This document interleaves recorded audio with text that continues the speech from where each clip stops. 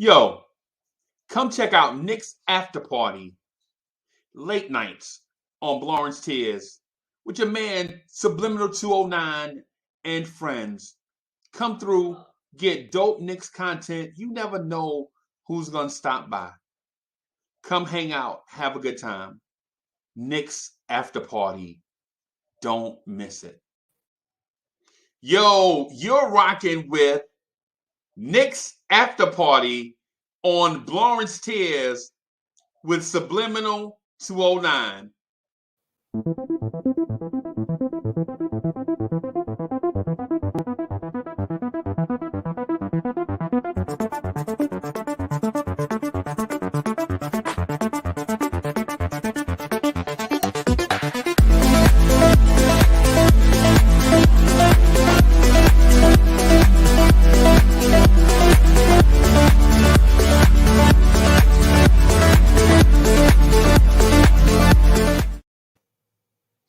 Yo, what's good?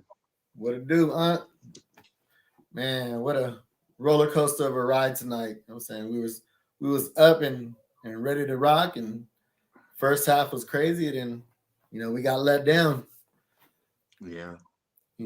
So thank you everyone who's joining us tonight. You know what I'm saying? We trying this out different. First time on a Saturday doing the Knicks after party, but we'll see how it goes. Yeah. No Evan tonight, Aunt. I mean, no Evan tonight, bro. I wasn't expecting that. I mean, that was out of nowhere. You know what I'm saying? I didn't hear anything prior to it. And, I mean, my boy IQ started though. I'm saying so that was nice to see. Yeah. That was definitely nice to see. He did good. Yeah, he showed up and showed out. Yeah. There's nothing bad I can say about IQ.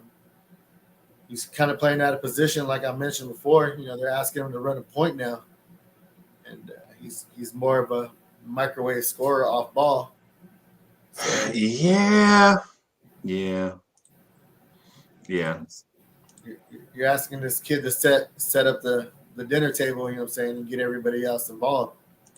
And I mean, for the most part, he was doing his thing. You know what I'm saying? He was trying to at least. Played heavy minutes tonight. You know what I'm saying? 37 minutes for IQ, and he ended up with 18 points tonight. Yeah, something like that. Yeah, 18 points. 12 in the first half. 4 for 7. So I mean, that's a plus right there. Yeah, man. He was taking care of the ball. It's not like, he was out there getting ripped like other players. Yeah. Especially having like a Marcus Smart on you. You feel me? That's a defensive specialist right there. High quality, high end defensive specialist, and for him to go up against a Marcus Smart, you know what I'm saying, he took care of that ball. You know what I'm saying, and made sure he wasn't the one causing the turnovers as a point guard. I'm saying that's something you're supposed to do, running the point. And to me, I feel like he did a fantastic job, as I'm saying, setting the table and getting everybody else involved while still being true to himself, hitting his step back threes and floater. Like his whole game, his whole game, he was in his bag tonight. We did see him almost pull up from the logo out of nowhere, but that was one of those times where it would have been a momentum swing, and if he would have hit that would have got everybody else on the team going. We just, like I said, it was just a tale of two halves. Yeah.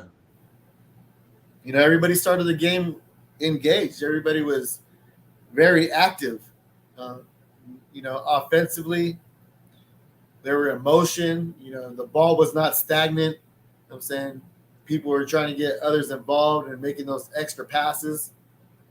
So I was like, man, this is how we should be running. This is how an NBA team should be running, or our Knicks especially, because we don't want Randle to be ISO Randle. It's starting to be a common thing that a lot of Knicks fans don't like. You know what I'm saying? Is ISO Randle, ISO Randle. So he was getting other people involved. You know what I'm saying? He was having a little fun.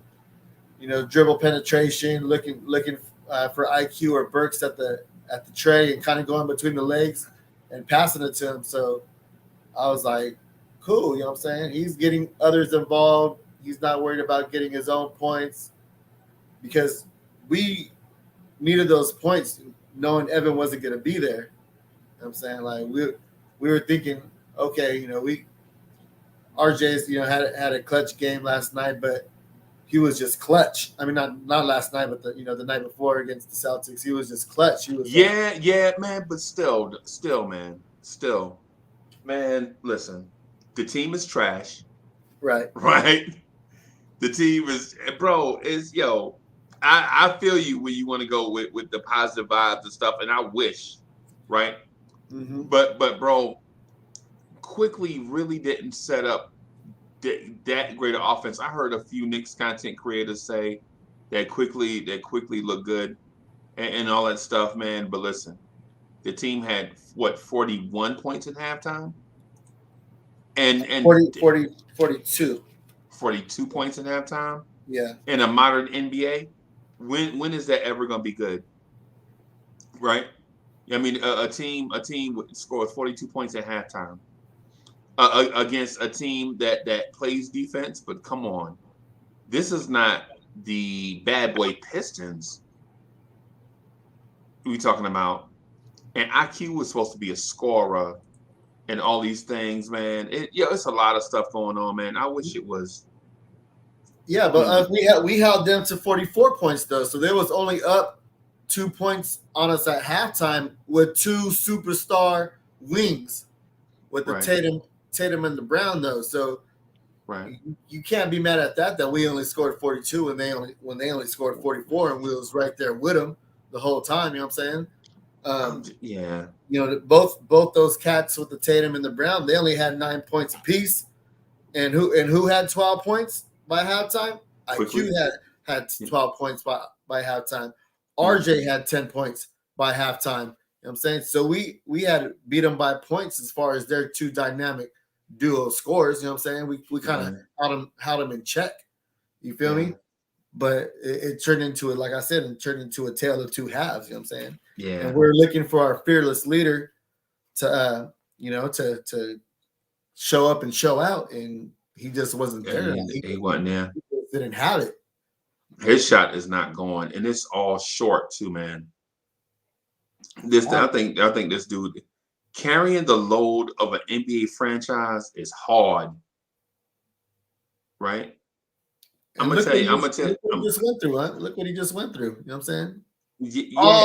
All that outside noise. You know what I'm saying? All that what he had to go through, just with the organization, with his his family. You know what I'm saying? The fans. You know what I'm saying? Like the media, just everybody, just the spotlight was brighter on him tonight. You know what I'm saying? I know that stuff was running through his mind. You know what I'm saying?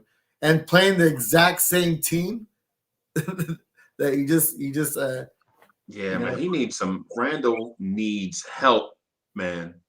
Randle needs help because the thing is when you like on the plate, like on a dinner plate, you got the steak, you got a baked potato, you got a salad, you might have corn, you might have a roll on the side, you might have something to drink or whatever. When you just the dinner roll like Emmanuel Quickly is, you could be like, damn, this roll is delicious. Right? But that steak wasn't all that. You know what I'm saying? Listen, man, I'm talking to Knicks fans right now. Being the franchise player is hard. Right? You get all the attention, you get everything every night. Every night. Even when you ain't playing. Right? Even like tomorrow, they have a day off, right? People are going to be still talking about this game, and the name they're going to bring up is Randle. Right? It's hard being Porzingis told us that.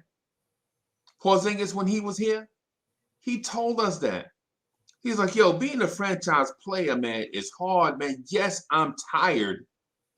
And people were like, man, Porzingis always talking about being tired.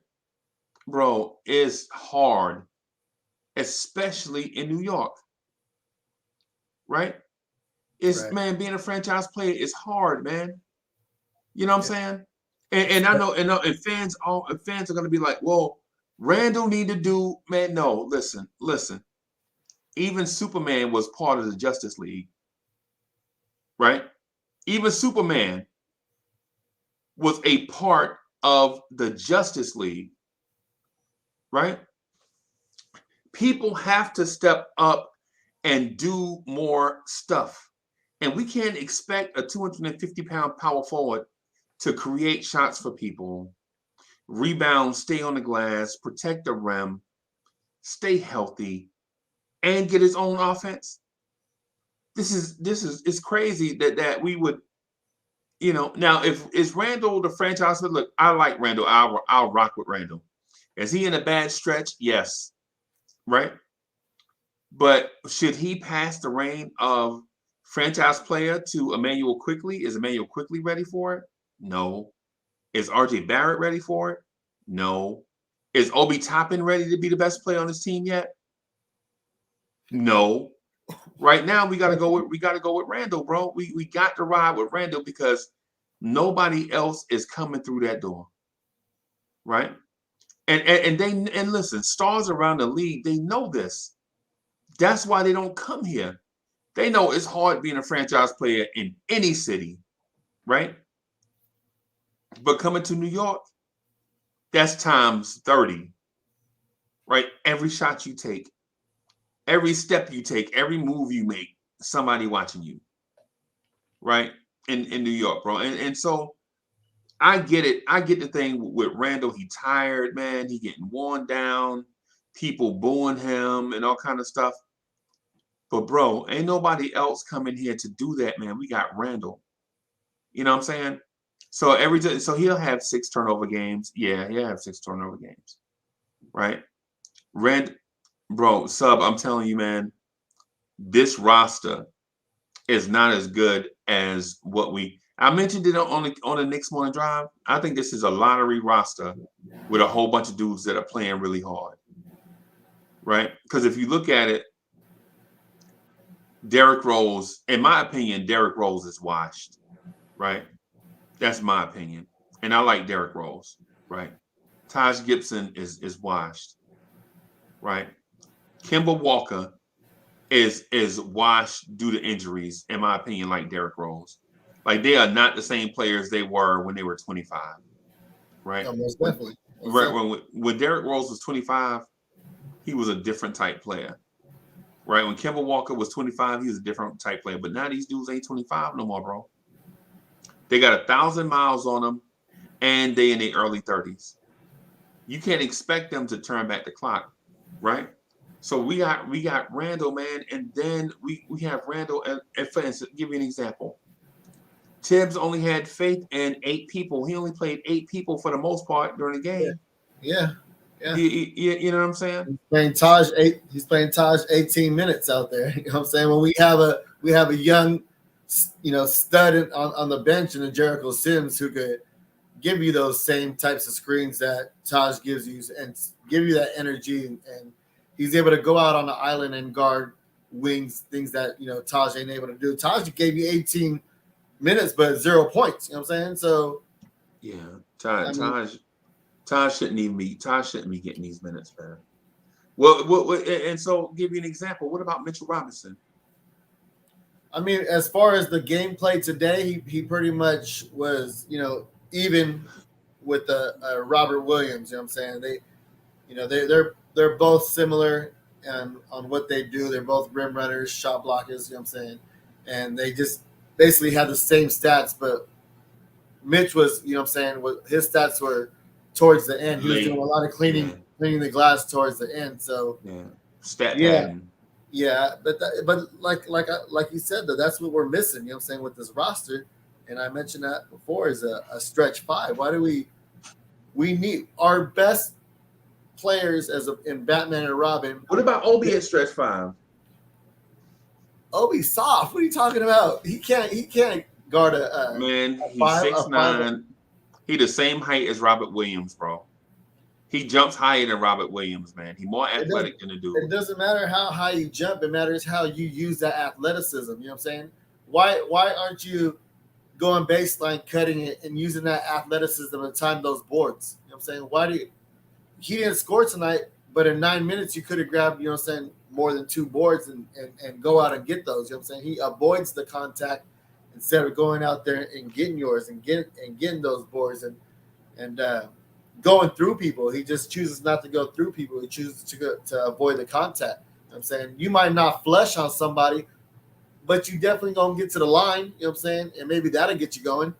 Yeah. Like, and when you're out on the, you know what I'm saying? When you're out on the wing, that's what I'm saying. When you're out on the wing, give them a little pump fake, put your head down and get to the cut. You know what I'm saying? Like, there's no reason for you not to be aggressive. He's just not aggressive enough. Right. You know what I'm saying? And that's kind of my negative comments on Obi. You know what I mean? And then for him to get blocked, how you get blocked? There's no reason for you to get blocked with all that athleticism. You know what I'm saying? He got blocked by Grant Williams, bro.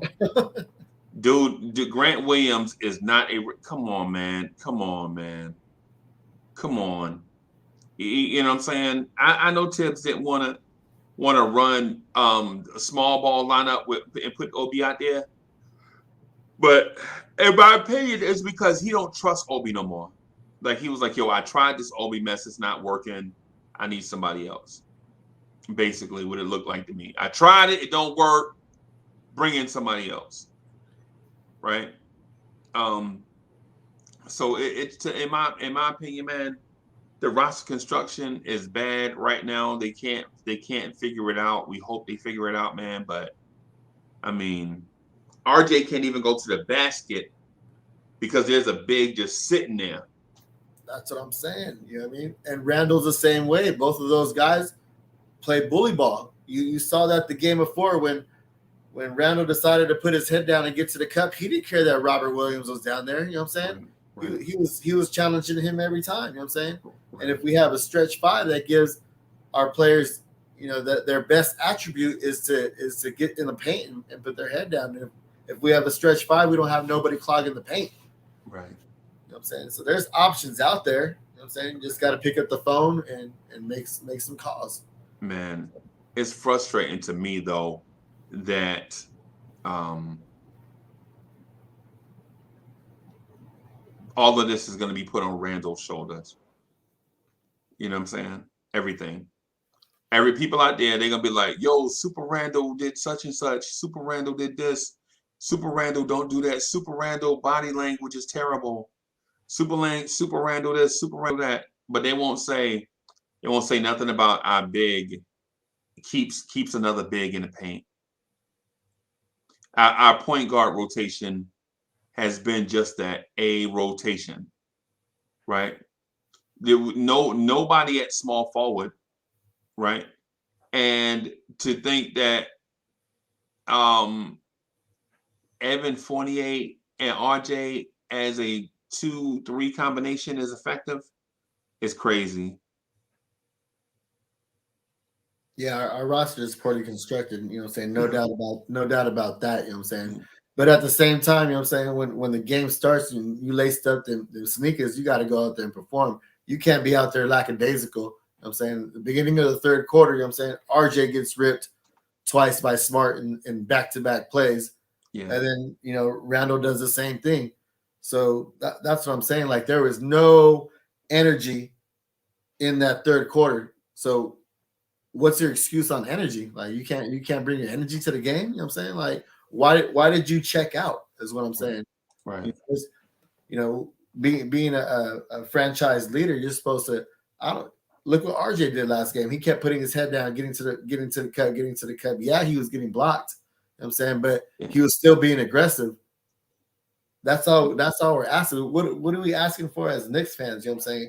Just show up and show out. We don't care if you went 0 for 14, but at least you're out there giving us some effort. You know what I'm saying? Like, we gave positive, nothing but effort in the first half of the game. You know what I'm saying? We were switching we were communicating. We were pointing fingers on teammates on where to be at. You know what I'm saying? And all that just disappeared in the second half, and that goes to everybody, not just Randle. You know what I mean? But he just didn't help out when we were down and out. You know what I'm saying? We were looking for help, and there was just no, our fearless leader wasn't there. That's all I'm getting at. And it's not all. I don't think it's all on Randle, bro. No, it's not all on Randle. I think it's tonight. You came into a game down. You missed a guy that's grossly inconsistent in Evan Fournier.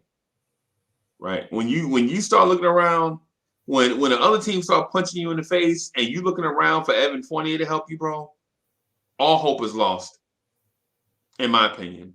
Right? When you start looking around like, oh snap, we missing Evan Fournier. Hey, bro, your roster is trash.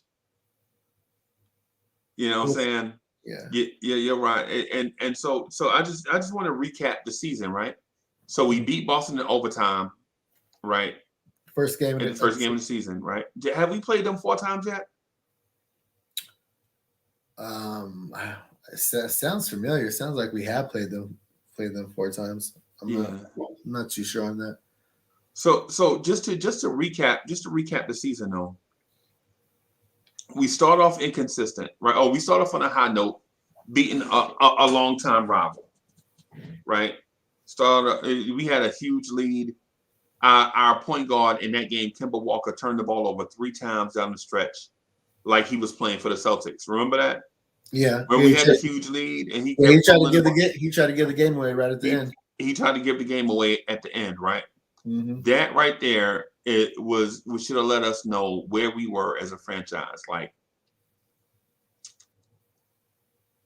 what are we doing?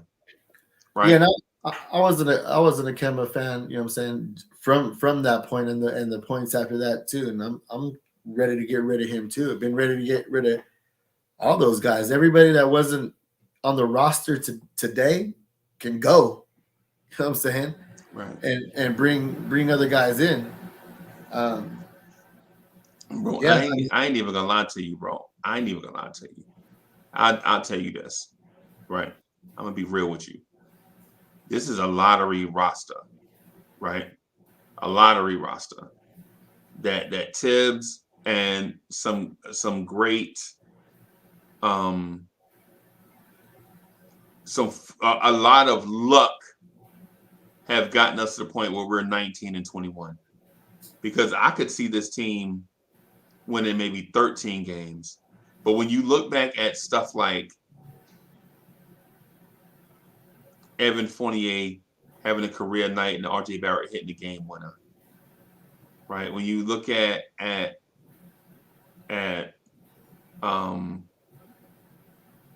way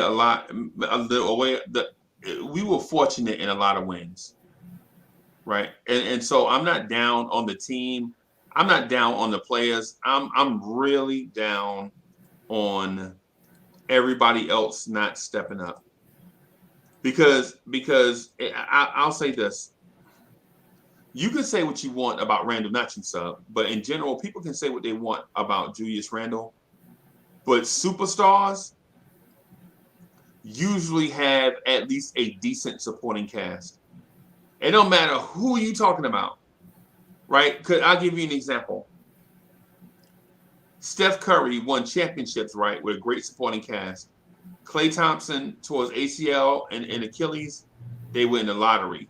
They were one of the worst teams in the NBA, right? Right. You can't tell me that there is no correlation there, right? Kawhi Leonard won a championship with the Toronto Raptors, right? Kawhi Leonard leaves, the Raptors are in the lottery 2 years in a row. You can't tell me there's no correlation there. Kawhi Leonard won championships with the San Antonio Spurs, right? Kawhi Leonard leaves, the Spurs are one of the worst teams in the league. You feel me? Yeah. Oklahoma City had Harden, Westbrook, and Durant. Those 3 dudes leave. They're one of the worst franchises in the NBA in terms of win total. LeBron James left Cleveland. Cleveland was one of the worst teams in the league, right? Right? You can't tell me that teams that superstars don't need talent, right? So here's the back end of that point. The reasons why those dudes left, or not the reasons why they left, but when those dudes went to other teams, the new teams immediately tried to bring in as much talent as possible, right? Kevin Durant won championships with the Golden State Warriors. Steph Curry was on that team. He left and go to Brooklyn. Guess who signs with Brooklyn at the same time? Yeah, Kyrie Irving, right?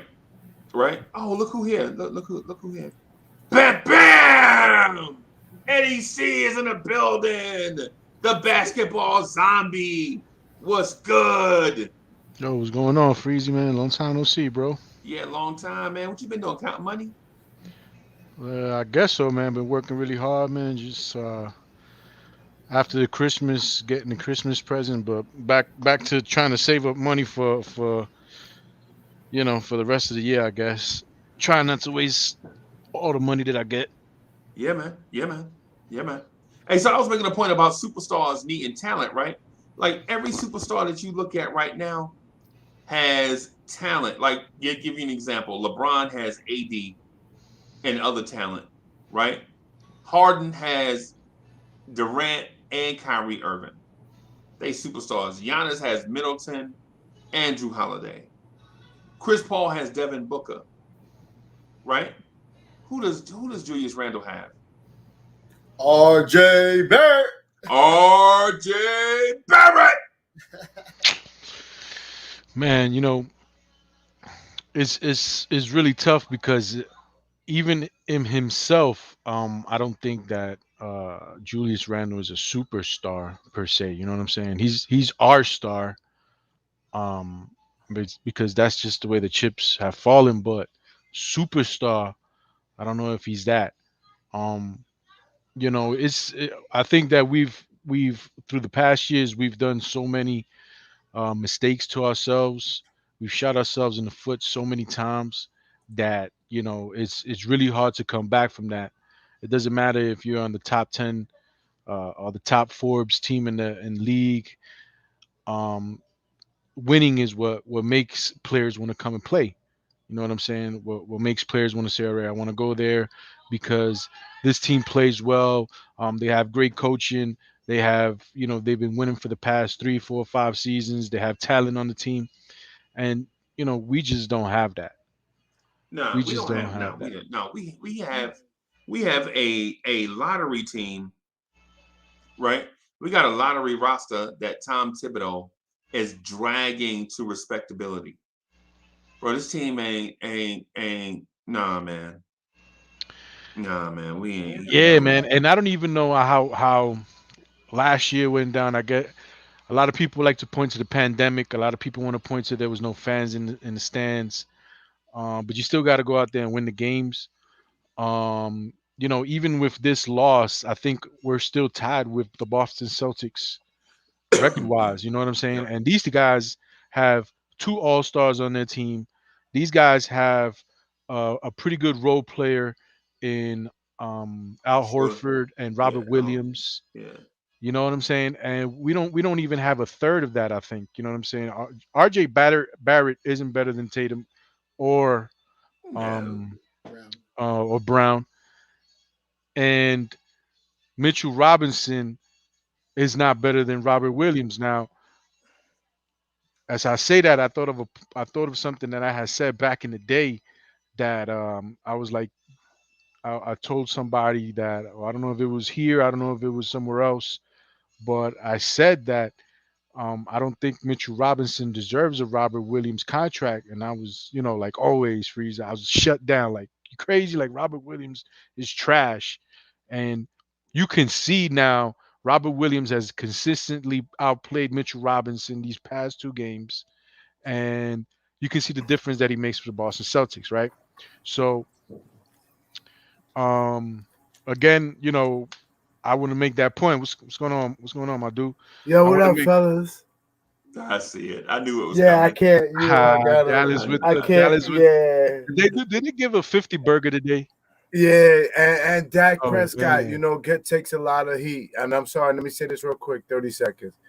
Last 3 games, 1,068 yards, 13 touchdowns, 0 interceptions, 70% completion records. What more that man got to do to get some respect? I'm done.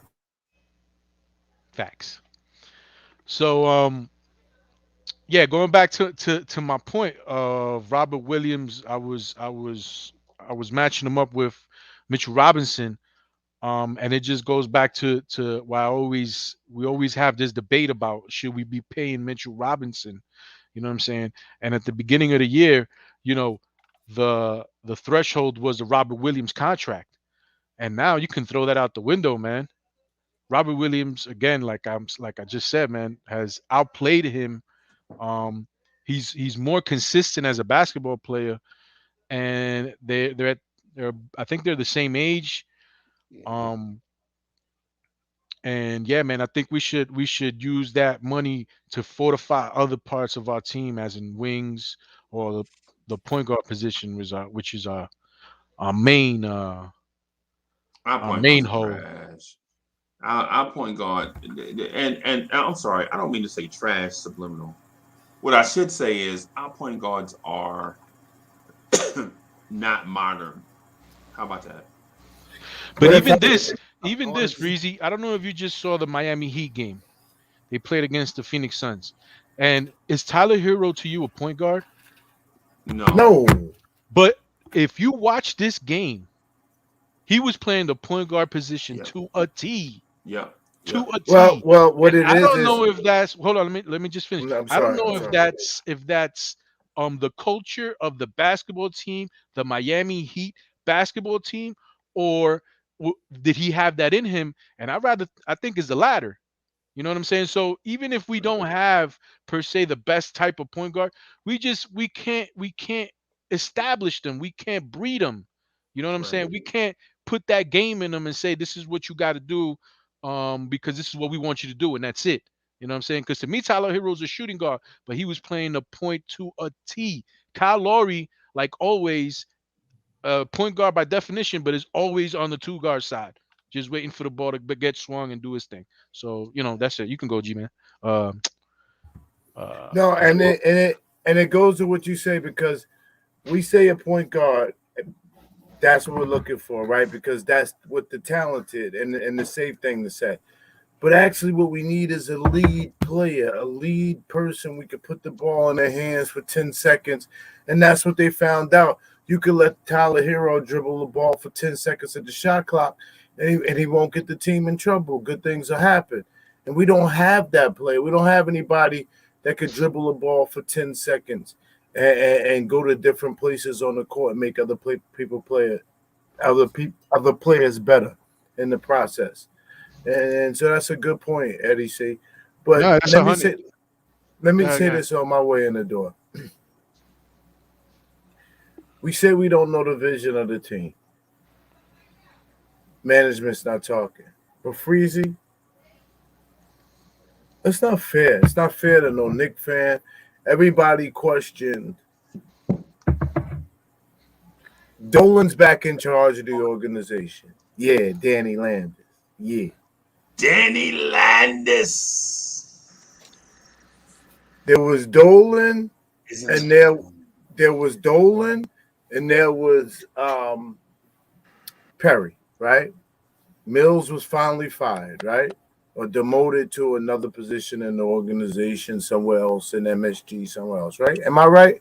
Am I recapping history correctly? I guess. Because where I'm going is Rose was hired, then they had to get a coach. And we all talked about, okay, we don't have talent. So while Tibbs' name was thrown around, we was like, we don't really have talent. Do you really hire Tibbs? He's a win now coach, so we have to win now talent. Well, you got Rose, you got World Wide West, and if they hire Tibbs, then they're going to get win now talent. How could you be a year and a half? I'm only going to say a year and a half. Freezy, I know you like to say 2.5. close to 3. I'm only gonna say, yeah. How could you be a year and a half down the road with Tibbs as your coach? He's going out there trying to figure it out. You don't have the talent. I don't know how long this can go on. Talent's got to come through that door sooner or later, or this is gonna be a big failure. No, I don't say a year and a half. I say it's 3 years come February for Leon Rose. He'll be his 3rd year in February. Yeah, I said a year and a half. You say 2.5. No, I'll say 2. No, you say more than 2. You say 2 and 11 months. 3. Okay. What? No, you say 3 years. I say year and a half. I try to give him. I say it's Freezy gives him more time because did he start I'm like not at the giving him end more of the time. person? At the end of 2 years ago? Is that the deal? No. Leon Rose started 3. It'll be year 3 in February. You remember R.J. Barrett hit the game winner against Houston? That was 2 years ago. That was Leon Rose's first day. Remember? Yeah. So the anniversary for that is in this coming February next month. So it'll be 3 years come for his 3rd year come February is what I'm saying. Now for Tibbs, it's only been a year and a half. You know either way they haven't been on the same page. You know what I'm saying since they both got here because we was you know talking what? about. I disagree with that. I disagree with that. Well, let me finish real quick though, because during the draft, you know what I'm saying, what did Tibbs want? You know what I'm saying? He wanted shooters and wings. You know what I'm saying? Wings and playmakers. He said it out of his own mouth. Yeah. So then Tibbs wants dogs, you know what I'm saying? Tibbs wants these dogs, and what did the front office bring in? They brought in choir boys, guys with clean they brought in guys with clean noses, you know what I'm saying? Guys that were, you know what I'm saying, didn't get in any trouble, had good character, high character guys with IQ, Obi Toppin, you know what I'm saying, Grimes and McBride. And he tried to make Tibbs happy by having those guys as far as this year having a tough-nosed defense. But it's hard to get both of those guys, you know what I'm saying? It's hard to be a dog, you know what I'm saying, and be a choir boy at the same time. You feel me? So that's why we passed up on a lot of the guys, you know what I'm saying? So right now they need a clean house, you know what I'm saying? Mitch is not the long-term answer. Clean house. Yeah, get the broom. Yeah, we're not, Mitch is not the long-term answer, you know what I'm saying? We're about to lose him in free agency right now because he's not going to sign that contract. You know what I'm saying? He's going to go and play with another team, another young point guard, and rim run and do all those things that he enjoys doing because he hasn't proven that he could do anything offensively in the last 4 years. He's going to sign with Brooklyn, watch. Imagine. With the last 4 years. Nah, I don't think he's going to. I think he likes the opposite of what my man was just saying. You know what I'm saying? He likes the hoopla. I was on Instagram the other day and he was talking about, the South is just lit. You know what I'm saying? And that just, I read the tea leaves, and that to me just like he wants to be somewhere where, it's more what's the word I'm looking for? Like more hip hop, more, you know what I'm saying? More lit. Exactly what he says. What's more lit than New York City? What's more lit than Broadway? But not to a lot of people, especially people from the South. Especially people from the South. You know what I'm saying? The South is way different than the East Coast. And you should know that, Freeze. You from the South, you know what I'm saying? I'm from Jersey City. But you live in the South. I live in the South. Yeah, now. Yeah, right. So and there's a reason why you down there. You know what I'm saying? There's a lot See of what happens. Nobody from Newark, New Jersey ever gets accused for being from the South. See what happens. I'm trying to tell you, you're hard. Touche. Okay, touche. I got you. Even me, bro. Like I live here in Costa Rica. I'm more South than you, my brother. I live here all the way in Costa Rica, and I don't want to go back to New York. Like, why I want to go back to New York, bro? I mean, technology is way better. There's a lot of things out there, but I'd rather be in the paradise that I live in. You know what I'm saying? Costa Rican is hot. It's hot there. It's tropical. It's tropical. Nice. Beautiful women all over the place. Beautiful beaches all over the place. You know what I'm saying? There's a lot of perks to being somewhere else than to be in a little apartments in the city and paying $3,200 a month. Tell me about it, man. My pops was a superintendent, so he used to rent out these little boxes for $2 G's, and this was 25 years ago. Yeah. You know what I'm saying? So these one bedroom apartments where the kitchen is at the bath, where the bedroom is, and just got one little. But anyway, I'm not trying to. Man, I didn't want to go there. I didn't want to go there with it, but I just think Right. that he wants to go to a place where he feels like is more up to his liking. A Charlotte, um, Houston, even. He wants to go somewhere in the South. I That's what think I'm he saying. just wants to go somewhere in the South. That's even more of a reason to get rid of him. That's what I'm trying to get at, though. You know what I'm saying? If he already has his foot out the door, go ahead and trade him and get something back right You now and go preaching get to a the stretch choir, five. bro. I'm trying to. Well, I've been trying to do something with Mitch for like 2 years now, man. Like, and Noel's and like let them all go get that. Let them all go and go get that stretch five. You know what I'm saying? Whether it's a Turner, a Juice off Nurkic, you know what I'm saying? Go get DeAndre Ayton if they don't pick up his contract. You know what I'm saying? Go get. Nurkic is nice. He's Yeah, tough. they He's they a not. fighter. They We're not ain't getting coming in. Nurkic. You can forget that. Yeah, But the but let blessing me is do this. this. Hey, hold on, Hold on. Can I do? Oh, No, okay. let me do something. I got to do. We got a different format, Gian. Let me. I'm trying to do something with Subliminal. Hey, Sub, we ran right by the 30-minute mark, bro. You know what we supposed to do at 30 minutes, right? Yep. Go ahead and rock. Yo, you're rocking with Knicks After Party on Lawrence Tears with Subliminal 209. Hey, sorry about that, boss. But we trying to do resets like every 30 minutes, and we went right by the joint. So we just trying to establish a pattern. It ain't like we want to let people rock. We just trying to, you know what I'm saying? Y'all know how it is. I was too slow to get my point in. Nah, man, it was me, man. We should have did it at 30 minutes and we didn't.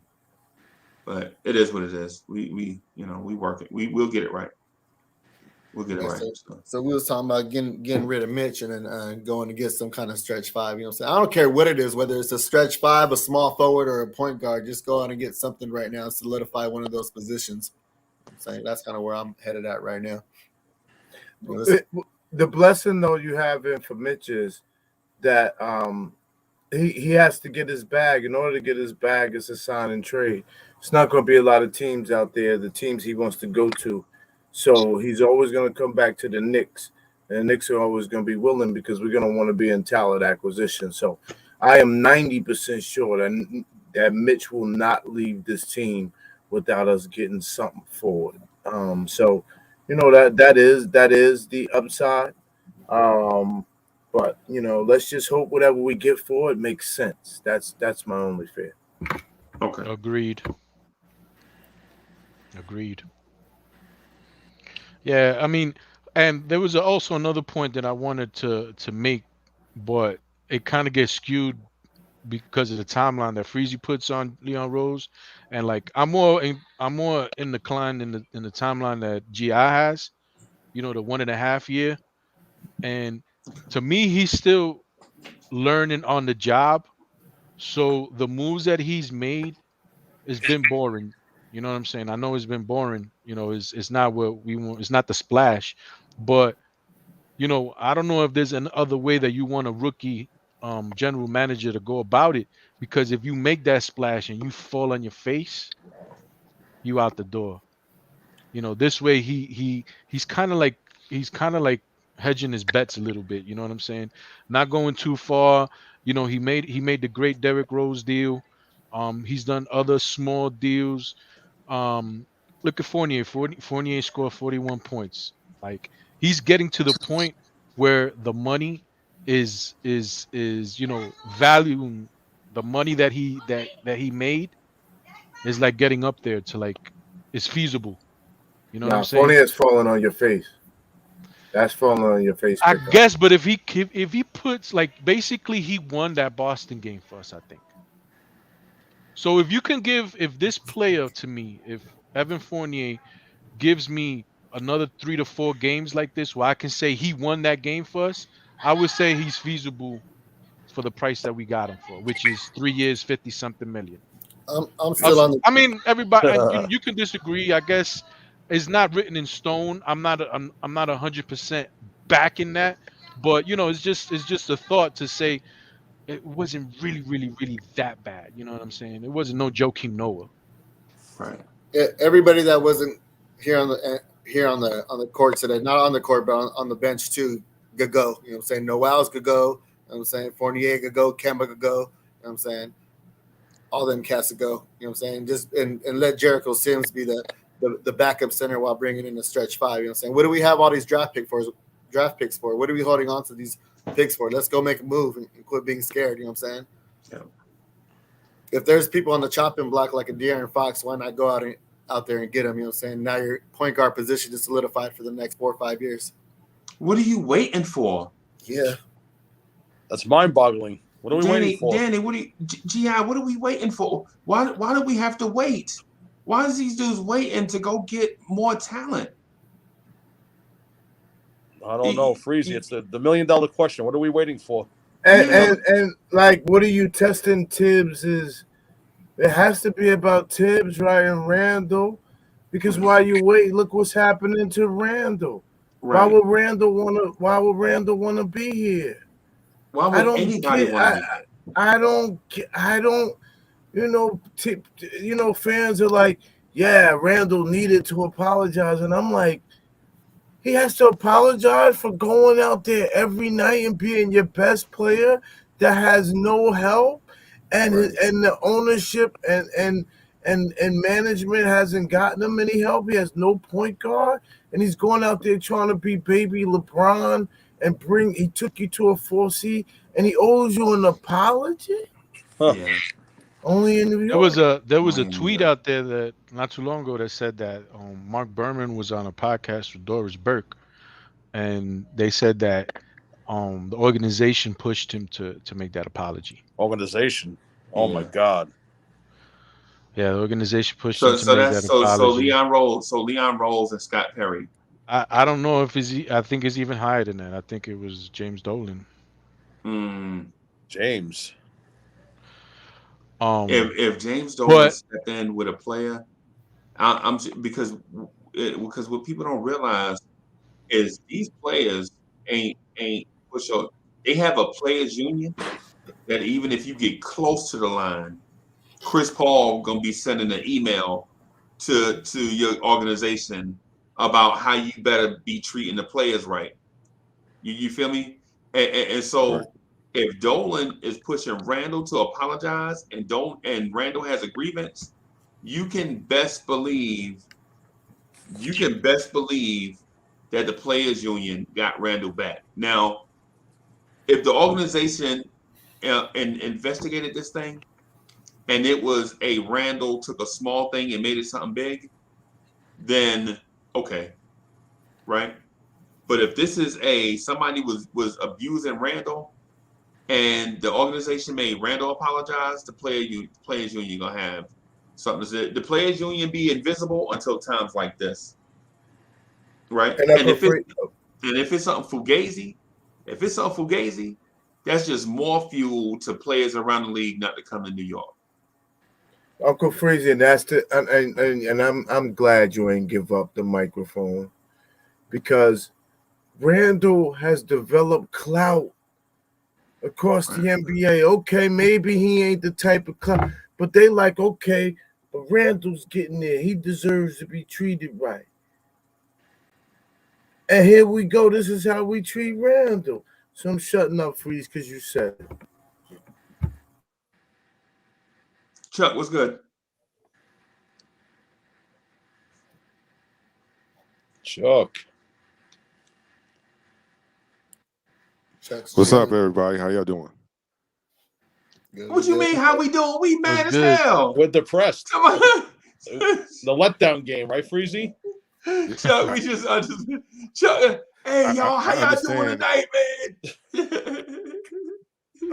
We're a bundle of joy. That you're upset. Here's why you guys should be okay. Uncle Freezy, you got dogs, don't you? I don't know if anybody else on the panel got dogs, but your dogs bark sometimes, don't they? Yeah. My dogs bark all the time. But can you get mad at that dog? Because he's a dog, and that's what dogs do. They bark. That's what dogs do. No, we can't. We're bums. We're bums. We're bums. Be bumming. We're bums.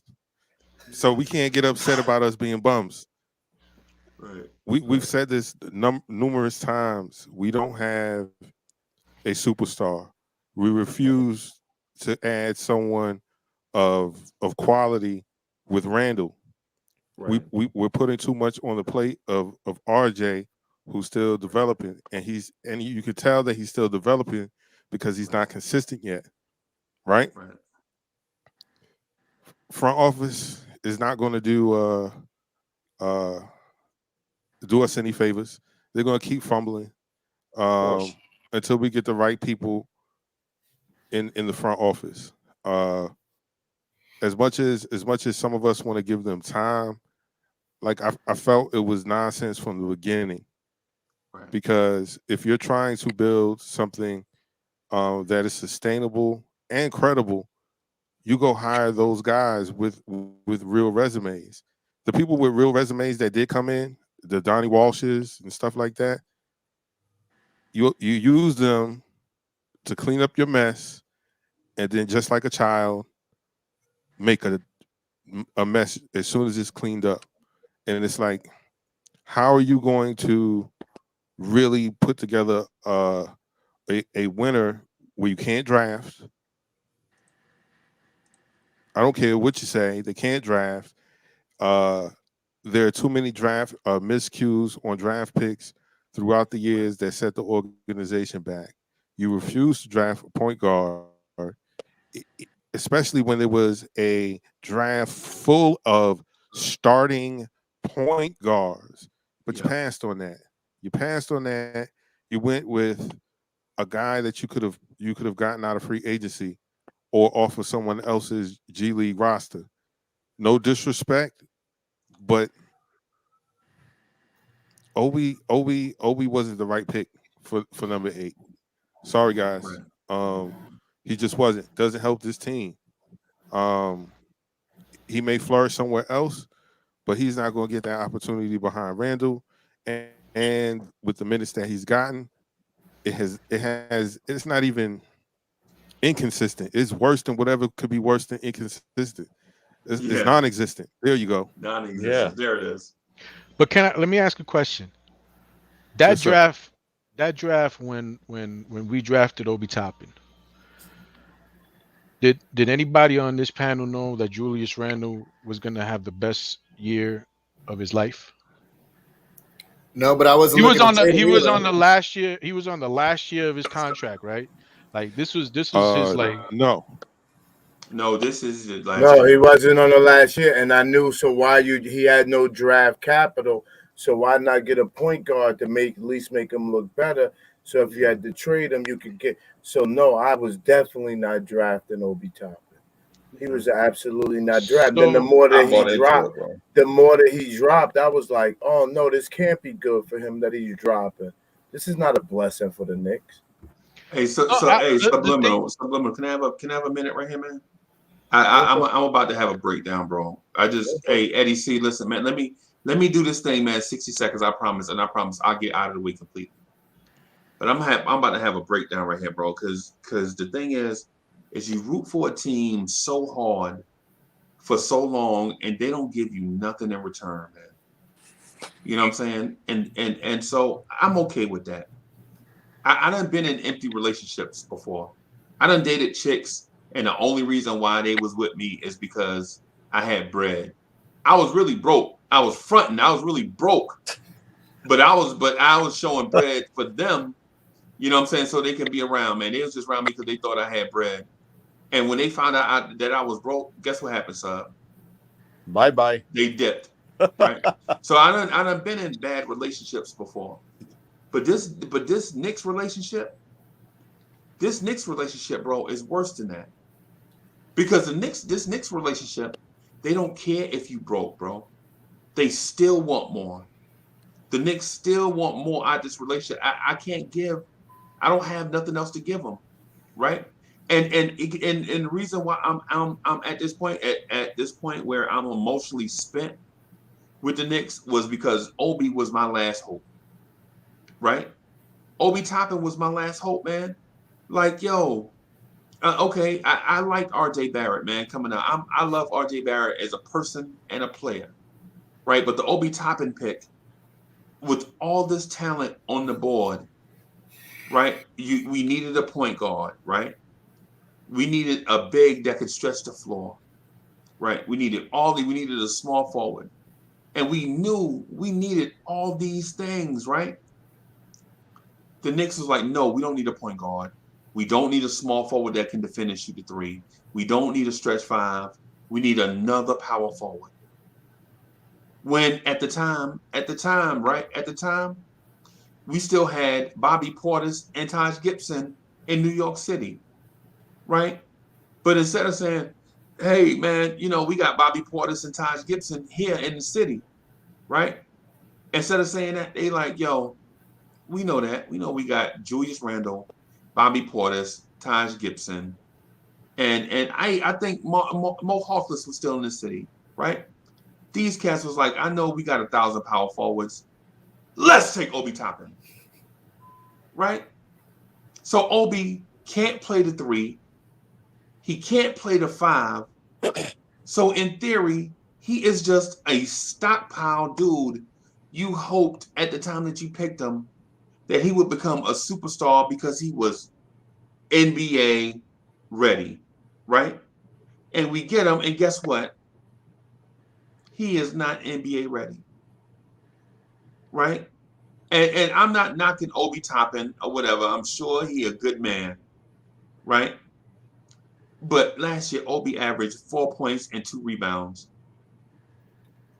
And so in my mind, I'm like, during last year, I was like, Obi a bust. But I didn't want to say it out loud, right? I'm like, yo, a top 8 pick come in the game and average 4 points.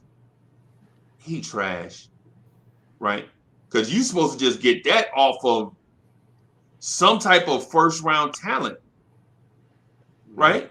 Obi, and if Obi would have averaged anything less than 10 and 5 last year, I would have said he trash. But not only did he not average 10 and 5, he didn't average 8 and 4.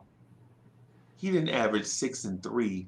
Nah, man. He averaged 4 and 2. Ugh. But that's what set us back. That's what set us back. But the thing that sets us back is that we have no point guard. Picks. We have no point guard. How many times, guys, have we seen Obi Toppin open? Yeah. And he doesn't get the ball. Yep. This guy has literally like over 100 points on the backseat burner because nobody could pass him the damn ball. Hey, Boogie. But you shouldn't. The defensive team that we have is not compliant to his abilities.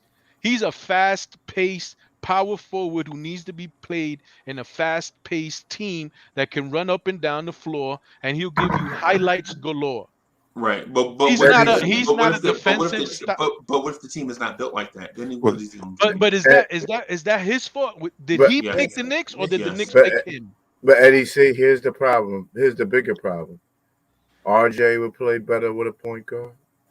Julius would play better with a point guard. Mitchell Robinson would play better than a point guard.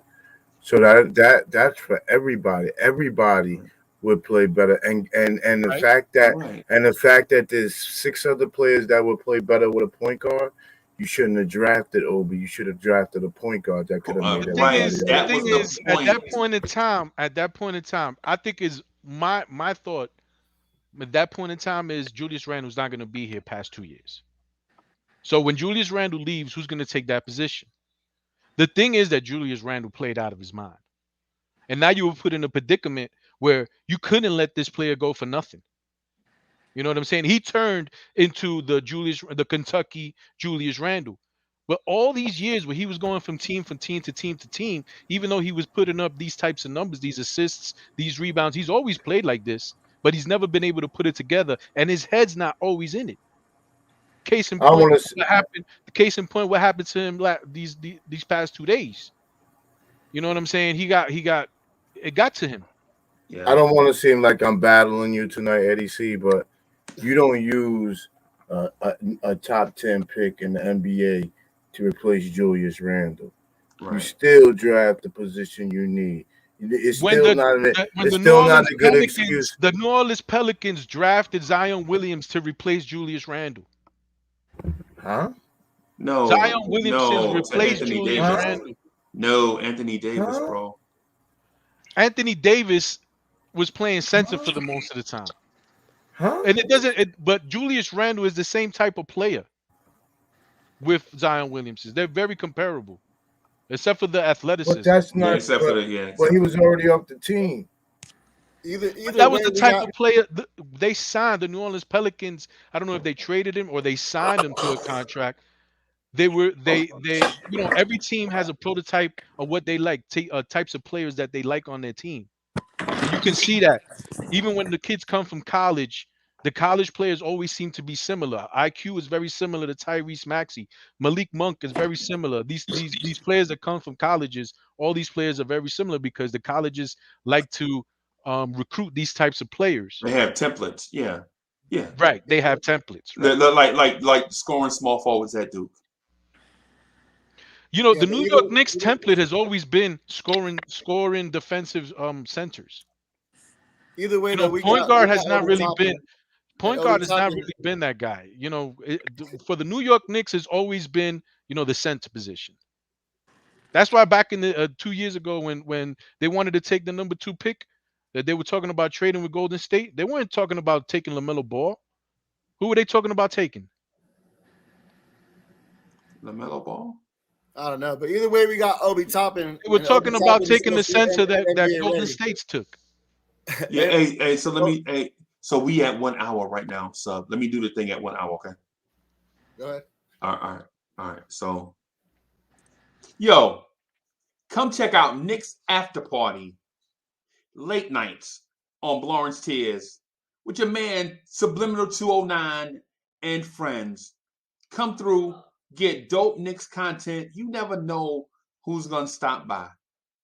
Come hang out, have a good time. Knicks After Party. Don't miss it. Yo, you're rocking with Knicks After Party on Lawrence Tears with Subliminal 209. Yo, Sub, you ready to get busy? Yeah, let's. Subliminal 209 getting busy. That's dope. That's dope. Yeah, I just want to get on the Obi Toppin topic because you know what I'm saying. He was the number 8 pick. He was supposed to be NBA ready. What is Obi Toppin's go-to move? You know what I'm saying? He got no The moves. bench. His go-to move is the bench. That's what I'm saying. Like, what are we doing with him? You can't ask this guy to go get a bucket. I mean, he can't do nothing. So what's the point of even having him on the team? At this point, you just got to chop it up as a loss and just see what you get out of him. You know what I'm saying? Send him to a team that could use him while we could use the point guard. And I just disagree, man, because the way that you draft, like, if you're looking at somebody like Emmanuel Quickly down in the end of the draft, you have to try to diversify. And the last power forward, besides I guess Jalen Smith, was Obi Toppin, and I think Jalen Smith and Obi Toppin, Obi probably is a little bit better than Jalen Smith right now. But then you could take Emmanuel Quickly, because then if you take 2 guards, then they both play the same position and you have the same predicament. You know what I'm saying? So that there's something to be said about taking somebody in a certain position at that point in time and then taking somebody else at another position at another point in time. That way you diversify your draft and you're able to fill more spots. Or you take Tyrese Halliburton at That's 8, what I wanted. and you take Desmond Bain at Quickly spot. But you're looking at that in hindsight, Damn, bro. You're looking at that in hindsight. You know what I'm saying? I know Desmond Bain was somebody that I liked as well. Tyrese Halliburton, I think, was a great match with R.J. Barrett. At the Halliburton 1 was and a the 2. hindsight. 1 and 2, I think I liked them, but when I was looking at the draft, an Iowa State kid, I liked his length. Halliburton was a hindsight. I liked Can't his let length. you get so- that. Can't let you get that, Eddie. Halliburton was a hindsight, baby. Well, but I looked at Halliburton there too, but it was just like Yeah, he was mock draft. He was mock draft to us at 8. He was my pick too. 8. Yeah, he was mock draft to us at 8. And Obi Toppin was mock draft to Chicago and Cleveland ahead of us. But, whatever. Eddie, I'm sorry for cutting you off, man. My bad. No. I'm just saying, it's like, sometimes the decisions that are made at the moment in time, man, it's just that they're not like the worst decisions in the world. You know what I'm saying? The thing is that in hindsight, you look at them and you be like, oh, this guy blew up. You know what I'm saying? Like a stupid decision. You know what a stupid decision was? A stupid decision was taking Frank Ntilikina over Donovan Mitchell. Yeah. Oh my God. That was a franchise buster move that one time. You know what I'm saying? That really could have changed your Why franchise. did you bring that up? Why? That's a Phil Jackson move. Why did you do that right now? I mean, but it's the truth. Not after that game I just watched. Why did you do that to me? Is the truth, bro. Like that was the worst decision. You know what I'm saying? I don't think Obi Toppin was the worst decision that we made. I think Donovan Mitchell was probably the worst decision that we made. I don't know. We got quite a few of them with Ntilikina, Knox, and Obi all at the 8 and 9 position. So we haven't drafted. The Knox. I give you the Knox one too. Like we could have had a plethora of guys over Knox. Yeah. I mean, but you can't. You don't win them all. You know what I'm saying? Philadelphia had 100 draft picks, and they drafted Noel. They drafted some other dudes that didn't pan out. You know what I'm saying? They hit on Joel Embiid. They hit on Ben Simmons, I guess. Yeah. So where do we go from here, fellas? What are we doing here? Did you say where do we go from here? Because I have a. We have no clue where to go. You said where do we go from here? I have a. That's a great question. You gonna represent for GI real quick, Freezy? I have a thing somewhere. Where do we go from here? There it is. Can I say something real quick? Yeah, man.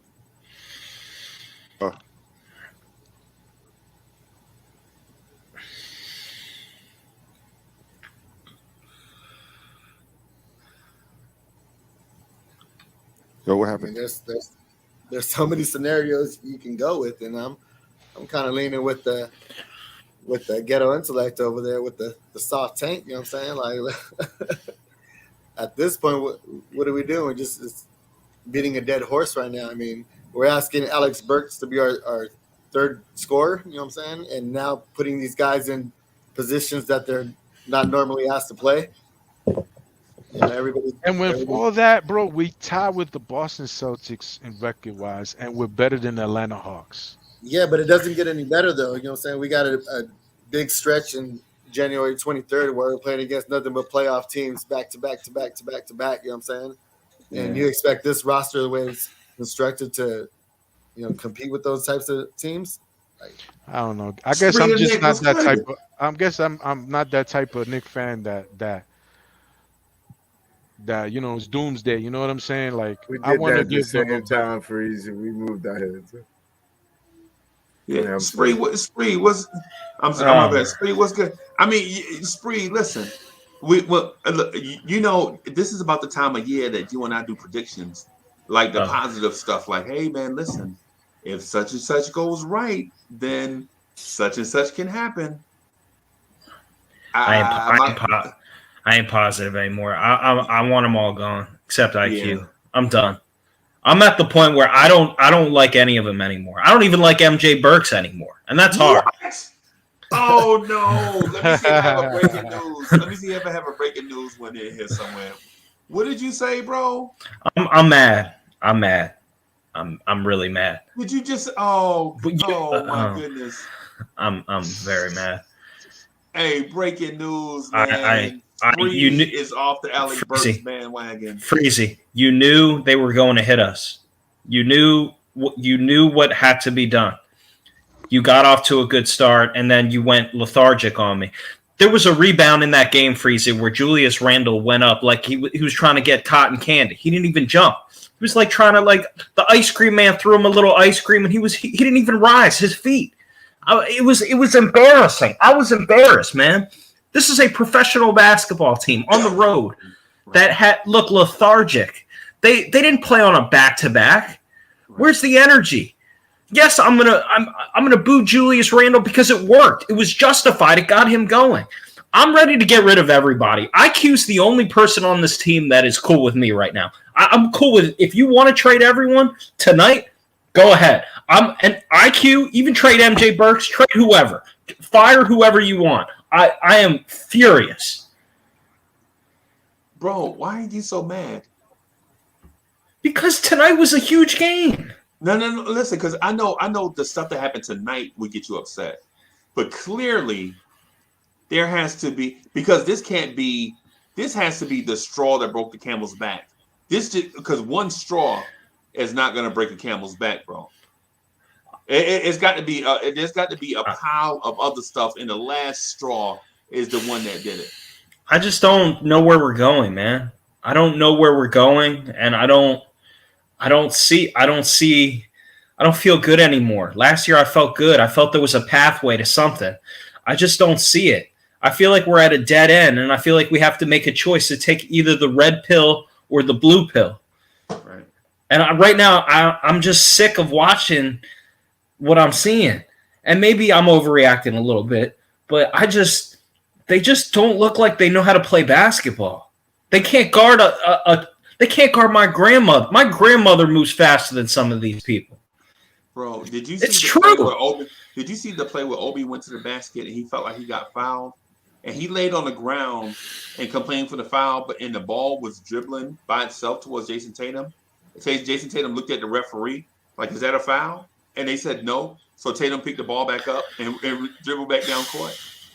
And you're like, Obi, get your big behind up, man, and play. And it's not this is not just an Obi thing, by the way, either.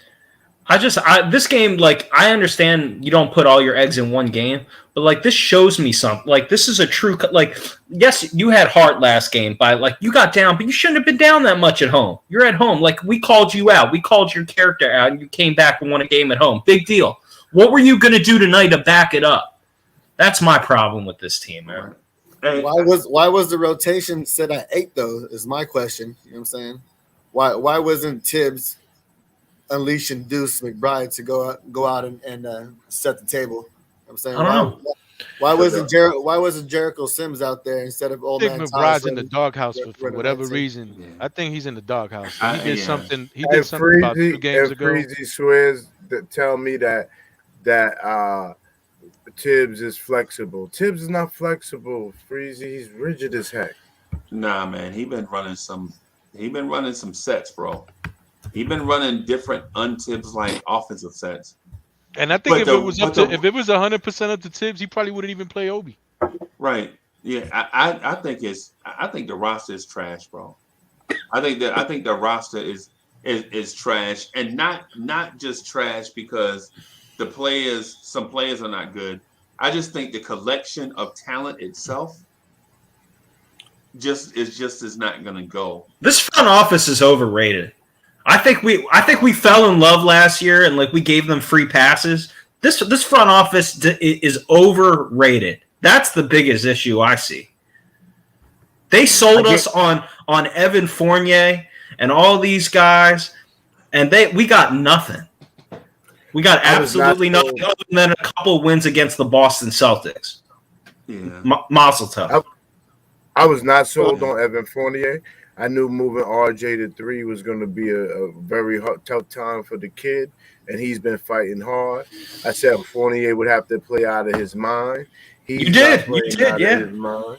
Yeah. Anyway. I don't know, man. Like I said, we're asking all these cats to play at a position. You know what I'm saying? Like, we're asking RJ to play the 3 when he's a natural 2. We're asking Burks to run the point when he should be. He's a natural 2, but we even play him at a position at the 3. You know what I'm saying? Like, we're asking all these guys to play at a position and still produce at a high level while getting everybody else involved and not trying to, you know what I'm saying, get their own bucket. So that's on the front office on not constructing the roster the way it should be. But there's still time to fix it. The time is running thin. Yeah, like to your point about Deuce McBride, like so you're gonna bench him just because of the Raptors game when he didn't play well in the little spotty minutes. That's it. That's all you have to do to not play him. Like that bothers me, man. What blows my mind is that we have a defensive-minded coach that doesn't play Deuce, who's our best on-ball defensive player. Exactly. Like, that doesn't add up to me. He doesn't need the ball in his hands to as far as shooting. You know what I'm saying? He needs the ball in his hands to be a point guard, but he can get everybody else involved while, you know what I'm saying, not putting up any shots. You know what I'm saying? And that's what Randle needs, is a point guard not to have to bring up the ball and set him up. That's what we're always talking about. ISO Randle. So why not give this youngin a chance? You know what I'm saying? This front office let Julius Julius Randle's played bad. This front office let Julius Randle down. They let RJ Barrett down. They let a lot of people everybody's playing out of position. Julius Randle's ain't LeBron James. RJ Barrett ain't a point guard. You need to get people in the right position to be successful in this league. And the front office failed. It's just the reality. Yep. Let's just be real. So how do we fix it? Hey, I just wanted to show. Oh, I'm sorry. Go ahead. oh yeah. Let's get them both. There's no way that could be real. That has to be. Why? Okay, you put that up, but why would the Kings? There's a whole bunch of Knicks fans fiending for Tyrese Halliburton. Why would the Kings get rid of a player that other teams are fiending for the kid? You know, Maybe they like Obi. Maybe they like Obi better. So Eddie, see, the reason why I pulled that up and showed everybody is because what I want people to do is instead of us like speaking to ghosts, I want to have at least some sourcing out there about the things that may be possible, right? And so while I'm not saying that I created this thing and I'm the source, what I'm saying is there are multiple sources out there reporting the same thing about De'Aaron Fox and Tyrese Halliburton, and so the reason why I wanted to at least bring it to the table is that if these guys are available, and we have a deficit at a position, why are we not at least kicking the tires? Now, I know what people are going to say. They're going to say, Uncle Quincy, how do you know that the Knicks are not kicking the tires? You see how I just pulled this article up and showed you this one thing on one organization's end? Mm-hmm. I can't find a thing showing the Knicks are interested in doing anything. Now, is that because the organization is buttoned up? That may be true. Or what may also be true is that the Knicks ain't doing that. but I think it's more because the Knicks don't overpay. Like if you're gonna trade Tyrese Halliburton at this point in time, he is at the highest point. He is at his highest point. So you would have to give up Obi Toppin, Emmanuel Quickly to get Tyrese Halliburton. Right? And the Sacramento Kings as an organization, even me, as just a regular person would think about it, of course, I would try to sell Tyrese Halliburton right now because I don't know if 2 or 3 years from now, he's the same type of player. The year he was in college, last year that he was in college, he broke his wrist. Right. Last year, the last 15, 20 games of the season, he didn't play because he hurt his ankle. Right. Okay? So there's questions about him. And they don't know if he's a point guard. They don't know if he's a two guard. He still has that, he's in the middle. He's a tweener type guy. De'Aaron Fox, they gave him a crazy contract, and probably the Sacramento Kings think that they overpaid because it's not leading to wins. You know what I'm saying? So of course these guys are going to be on the market, and of course they're going to want a team like the New York Knicks who need a point guard to come and kick the tires to see if they'll pay what the Kings are asking for. Right. Do you hear them? I mean, Marvin Bagley is a bust. Yeah. Why is it Marvin Bagley in that article? Tyrese Halliburton, De'Aaron Fox, and Marvin Bagley. Because nobody's going to pay for Marvin Bagley. No. It's the same situation with the New York Knicks. Why we can't get a superstar player? Because all our players right now are at the bottom barrel as in value. Okay. All right. So, okay. I feel where you're coming from. I mean, is there any chance that Fournier was out tonight because there's a trade already and his value was so high after the last game and he didn't really have an injury? Is that possible? I'm hoping that's the case. Nah, I don't. No. Okay. No. Okay. All right. I was just hoping, but okay. Did y'all get a chance to see Tyrese Halliburton's numbers? Is this stupid thing blocking it? A little. Yeah, that thing's Yeah, in the way. yeah, that stupid thing is blocking it. Okay, let me go to another site. I'm gonna just pull up another site real quick. Bro, this dude is shooting 45% from the field, 42% from three, averaging 6.8 assists. Wow. And Eddie C is like, yo, the Knicks don't want to overpay. I'm not laughing at Eddie C. I'm laughing at the Knicks. I'm telling It's pretty good, actually. bro. Like I wouldn't overpay for him. I heard somebody I say like the him Knicks as a is screaming I for him. like him as a player. I thought he was somebody that we could have drafted. Like probably if Obi wasn't there, I would have drafted Tyrese Halliburton. But the thing is, like, it is the team that he plays on. The team is I don't know how many wins does the Sacramento Kings have? I'm saying 16. 16 wins. Wow, that's way more than I thought they had. 16 wins. So they're still not playing well, right? I know they're in the West. They're still not playing well. But I can honestly say if Obi Toppin was probably on that team, Obi Toppin would probably be averaging around 13 points a game, 5 rebounds, 2 assists maybe. Way better than what he's doing with the Knicks. Now, if you put Tyrese Halliburton in the New York Knicks, better. if you put Tyrese Halliburton in the New York Knicks uniform, all of those numbers are going to go down. I'll bet you my bottom dollar that all of those Tyrese Halliburton numbers will go down in this system. Yeah, can I say something real quick? That's facts. That's real facts. Go ahead, Beans. Shout out to the panel, first of all. But second of all, I want to say this real quick, man. Everybody talking about, we got Obi, but we've been needing a point guard for how long? And we still have over a point guard to get Obi. But now y'all want to complain, talking about we need a point guard. We had a chance just to have another one. But no, we went with Obi. So all this, like, y'all ever need to suck it up, man, or do something, man, because we had opportunities to get one, and we just didn't do it. Simple as that. Right. I mean, would the Kings want Obi Toppin? No. What do you want? What do they want with another soft big man who won't rebound? They just. What if I throw in Kevin Knox in the deal? What would they need with a two soft big men? No, Well, theoretically, all right. So then, what would a trade for Tyrese Halliburton be? Like, I want to know. I don't even know. I don't know. And because obviously people are gonna say, okay, we'll trade Obi Toppin, right? Uncle Freezy just debunked that. Like, I don't think that they were looking. If they want Obi Toppin, they want 2 first-round picks and Obi Toppin. Okay. Oh, what? So what though? They're back in the end.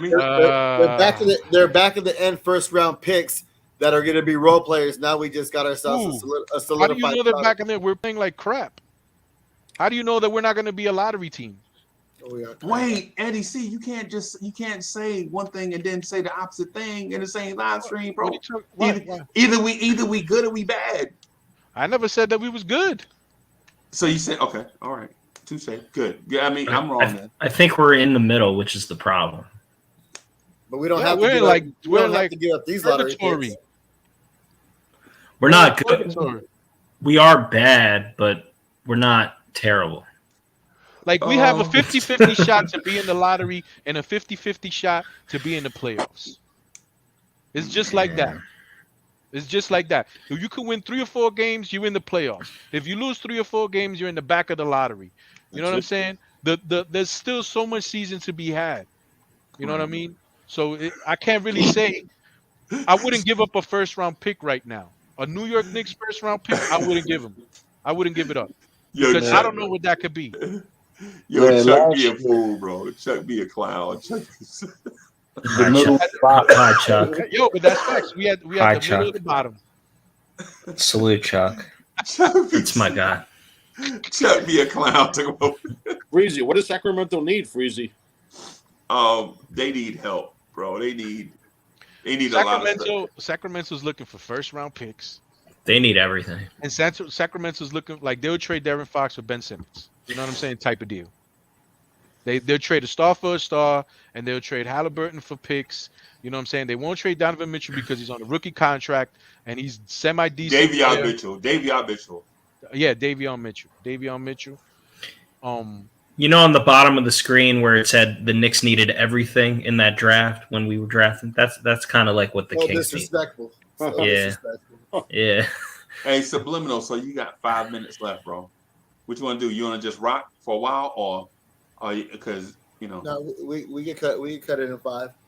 You want to cut it in 5? Yeah. Okay. Yeah, we cut it in 5.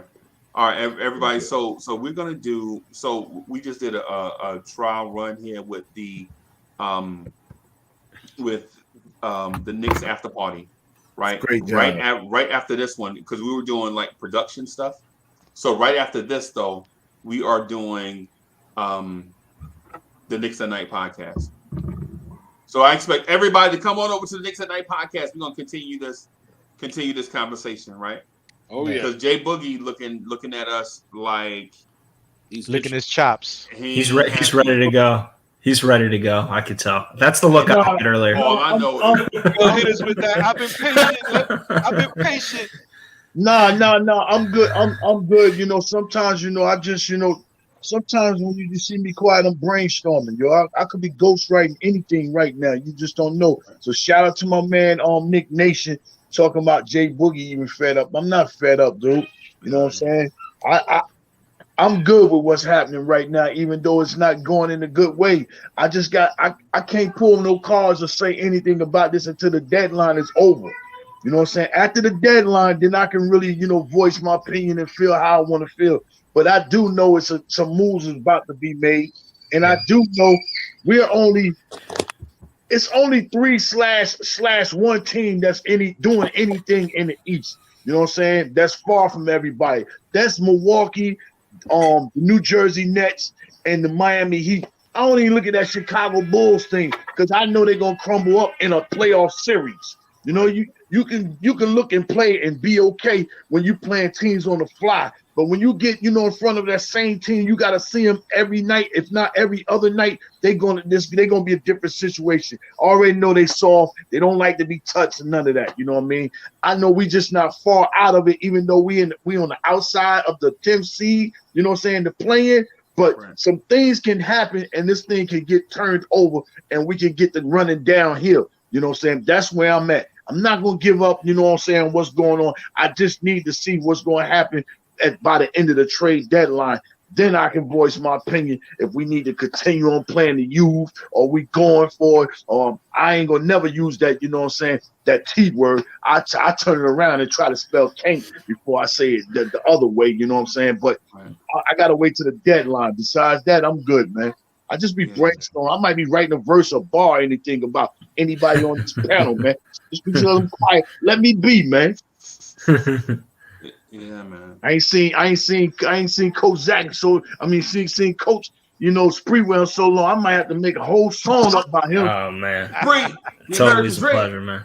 It's always a pleasure, man. You talk me out of depression, so it's always a pleasure. Man. Get out of that mode, man. Tell Chuck I said send me some tracks, man. You over there holding them tracks, looking more cooler than Calvin. So I'm gonna do something real quick, y'all. I'm gonna let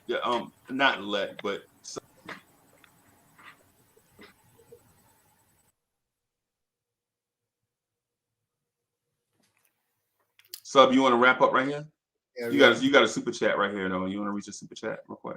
I appreciate that. Donald Cannon, shout out to Danny L. That hard working bro right there. Salute to the chat and the panel. Yeah, Danny be, you know what I'm saying, working nights and days, and he just be on it. He must be related to Uncle Freezy. You know what I'm saying? Always on the job.